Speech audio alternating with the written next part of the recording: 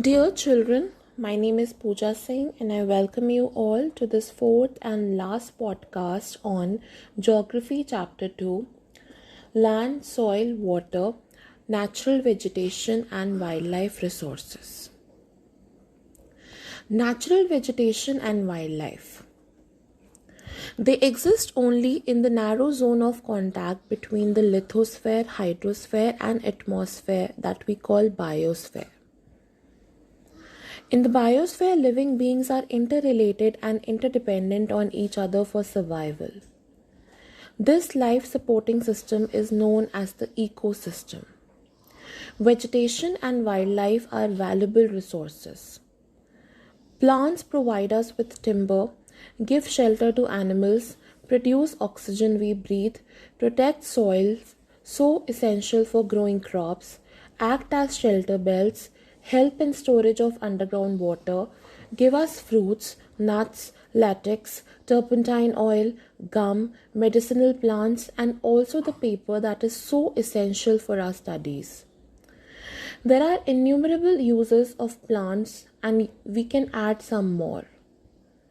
Wildlife resources include animals, birds, insects, as well as the aquatic life forms. They provide us milk, meat, hides, and wool. Insects like bees provide us honey, help in pollination of flowers, and have an important role to play as decomposers in the ecosystem. The birds feed on insects and act as decomposers as well. Vulture, due to its ability to feed on dead livestock, is a scavenger and considered a vital cleanser of the environment. So, animals, big or small, all are integral to maintaining balance in the ecosystem. Distribution of natural vegetation. The growth of vegetation depends primarily on temperature and moisture. The major vegetation types of the world are grouped as forests, grasslands, scrubs, and tundra. In areas of heavy rainfall, huge trees may thrive. The forests are thus associated with areas having abundant water supply. As the amount of moisture decreases, the size of trees and their density reduces. Short stunted trees and grasses grow in the regions of moderate rainfall, forming the grasslands of the world. Thorny shrubs and scrubs grow in dry areas of low rainfall. In such areas, plants have deep roots and leaves with thorny and waxy surface reduce loss of moisture through transpiration. Tundra vegetation of cold polar regions comprise of mosses and lichens. Today, there are many more people in the world than there were 2 centuries back. To feed the growing numbers, large areas of forest have been cleared to grow crops. Forest cover all over the world is vanishing rapidly. There is an urgent need to conserve this valuable resource. Conservation of natural vegetation and wildlife. Forests are our wealth. Plants give shelter to the animals and together they maintain the ecosystem. Changes of climate and human interferences can cause the loss of natural habitats for the plants and animals. Many species have become vulnerable or endangered, and some are on the verge of extinction. Deforestation, soil erosion, constructional activities, forest fires, tsunami, and landslides are some of the human and natural factors which accelerate the process of extinction of these resources.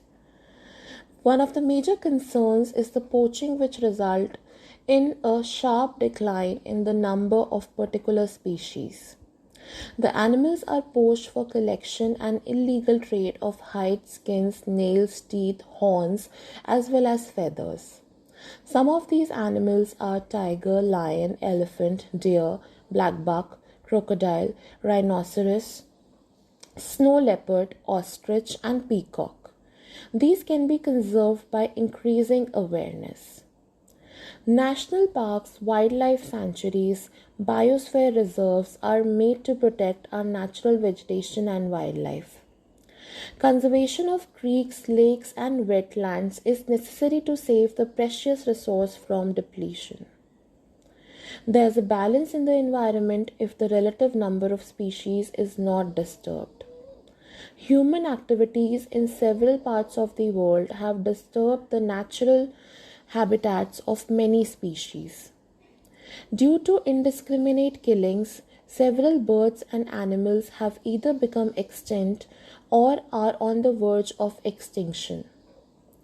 Awareness programs like social forestry and Van Mahotsav should be encouraged at the regional and community level. School children should be encouraged to bird watch and visit nature camps so that they appreciate the habitat of varied species. Many countries have passed laws against the trade as well as killing of birds and animals. In India, killing lions, tigers, deers, great Indian bustards, and peacocks is illegal. An international convention CITES has been established that lists several species of animals and birds in which trade is prohibited. Conservation of plants and animals is an ethical duty of every citizen. Thank you.